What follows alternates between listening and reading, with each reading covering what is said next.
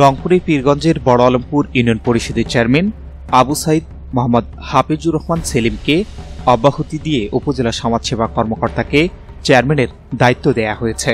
বুধবার রংপুর জেলা প্রশাসক মোহাম্মদ রবিউল ফয়সাল এক অফিস আদেশের মাধ্যমে ওই নির্দেশ দেন। জানা গেছে, উপজেলা বড় আলমপুর ইউনিয়ন পরিষদের চেয়ারম্যান আবু সাইদ হাফিজুর রহমান দীর্ঘদিন ধরে বিভিন্ন অনিয়ম দুর্নীতি করে আসছেন।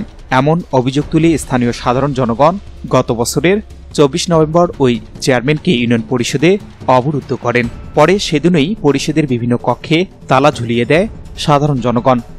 এদিকে ওই চেয়ারম্যান পরিষদে 50 দিন অনুপস্থিত এবং জনসেবা বিঘ্নিত হওয়ার বিষয়টি উপজেলা নির্বাহী কর্মকর্তা খাদিজা বেগম রংপুর জেলা প্রশাসককে 14 জানুয়ারি অবগত করেন।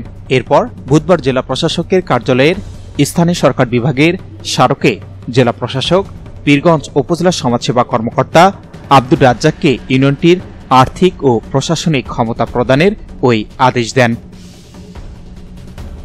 Shahinur Rahman, news desk, ABN 24।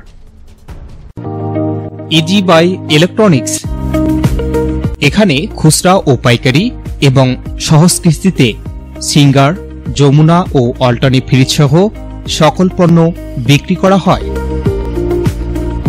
Proprietor Mohammad Abdur Razzak Mondal. স্থান উপজেলা পরিষদ সংলগ্ন Jamtola road, Pirganj, Rangpur.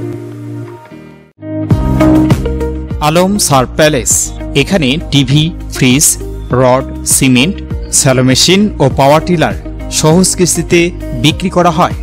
Proprietor Mohammad mister Alam. স্থান খালাসপীর, পীরগঞ্জ, রংপুর।